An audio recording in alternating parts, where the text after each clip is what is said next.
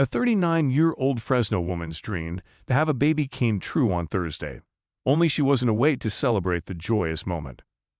Melissa Carleton is in her 10th week in a coma and gave birth via C-section to a healthy baby boy, as her family waited anxiously to hold the little one. Doctors say the family therapist was left unable to fully wake up following a seizure brought on by a benign tumor, but hopes she'll soon join her husband in cuddling with their newborn son.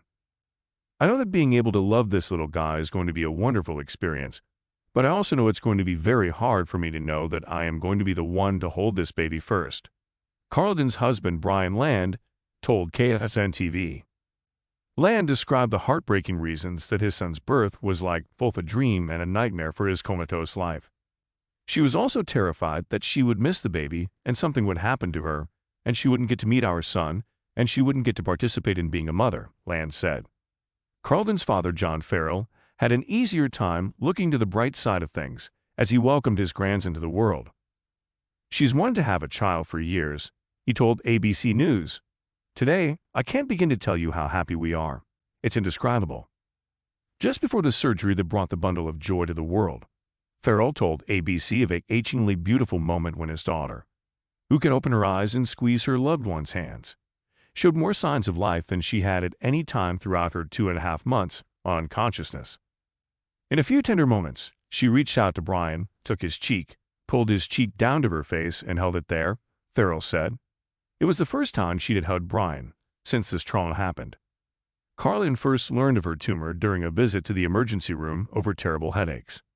The expectant mom originally planned to wait until after she gave birth for surgery to remove the tumor, but her health quickly deteriorated to the point where she was unable to walk short distances, with needing to sit down and rest. In March, she suffered a seizure and was rushed in for emergency surgery. She has not woken up since, though KFSN reports that the surgery went fine and that the seizure is to blame for the coma. Doctors plan to transfer Carleton to a rehab facility once she recovers from her C-section, where they hope she'll wake up from her coma. Meanwhile, Land has created a GoFundMe page to help raise money to cover his wife's mounting medical expenses. As of Thursday evening, it had raised close to $80,000 of a $100,000 goal. This mom's story was hard to believe. A mother has spoken of her shock at waking up from a month-long coma to discover she had given birth. When Emma Miners regained consciousness, she did not even remember being pregnant, let alone any details of the labor. The 23-year-old fell into a coma and suffered 2 strokes after developing pneumonia, but managed to give birth naturally a fortnight later to daughter Amy whilst still unconscious. Nurses at Colchester General Hospital only realized she had gone into labor prematurely at 29 weeks when they saw the baby's head emerge. Mrs. Miners has described the birth of Amy, who weighed a tiny 3 pounds 5 as a miracle. She said, "When I woke from my coma, the nurses kept showing me photographs of this baby girl, and I had no idea who she was. They told me she was my daughter, and I didn't believe them. I had no recollection of being pregnant. I knew I had a husband and a son, but I had no idea about being pregnant again. Yet here were the nurses showing me all these photographs of a baby that they were telling me was my daughter." She added, "It seemed incredible to think that I had given birth naturally whilst I was still in a coma. I hadn't consciously pushed or experienced a single contraction. Yet my little girl was here, and she was healthy. It just seemed like a miracle." Mrs. Miners, who lives in Clacton-on-Sea, Essex, with husband Dean, 27, was told at her 20-week scan that she was having a baby girl, and the couple were delighted. Her pregnancy had progressed smoothly to this point, but a few weeks after the scan she developed a cold and a cough. The following morning she started complaining of feeling lightheaded and was struggling to catch her breath. She said, "I thought it must have been an infection I had picked up from my son Conrad, who is 3. I thought I couldn't breathe because the baby must have pushing on my diaphragm. But as the day progressed, I started feeling worse and my breathing was getting more and more shallow. So my husband called an ambulance to take me to hospital for a checkup.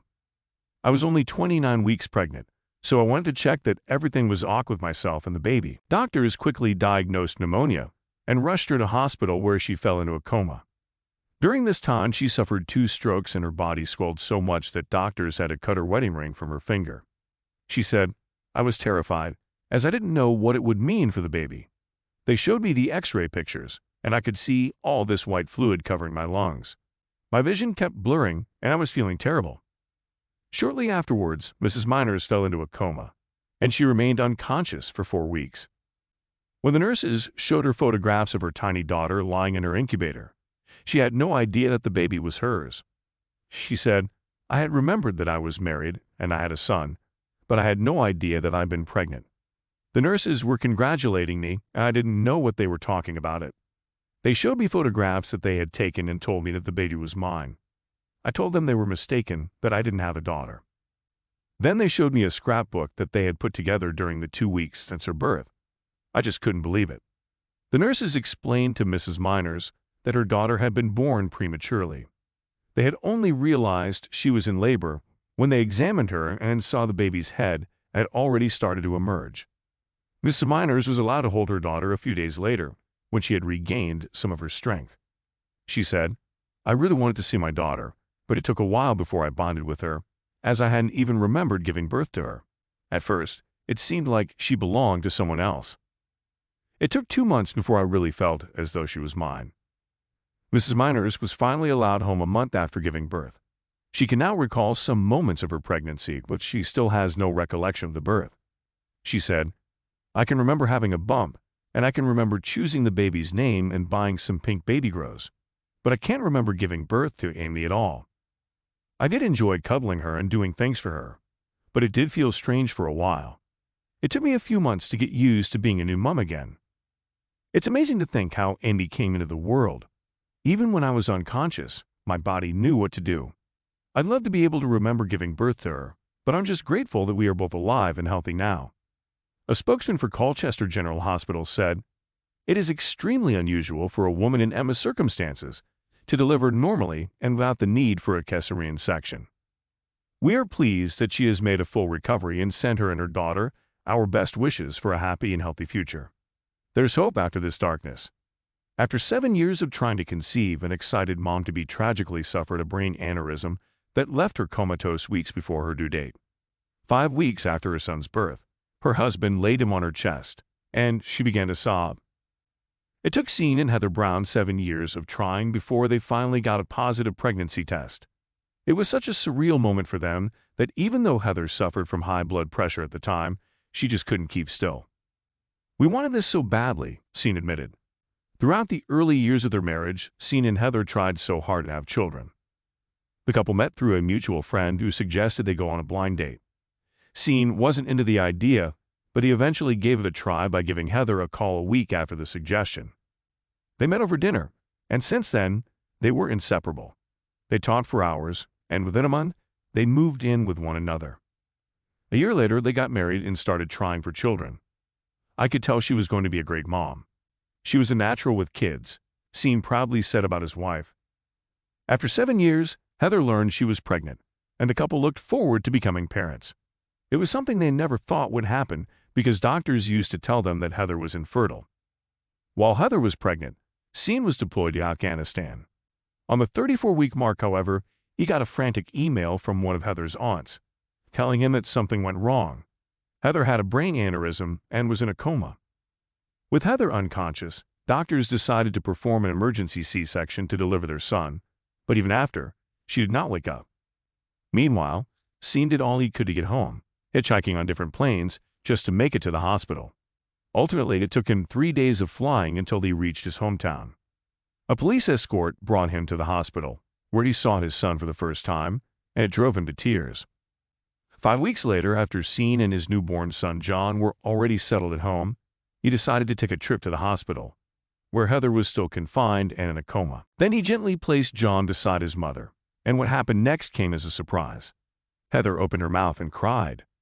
Sean noted how hard Heather was trying to open her eyes to see her son for the very first time. However, his touch alone was enough to get a reaction out of her. After some time, Sean moved their son back beside Heather.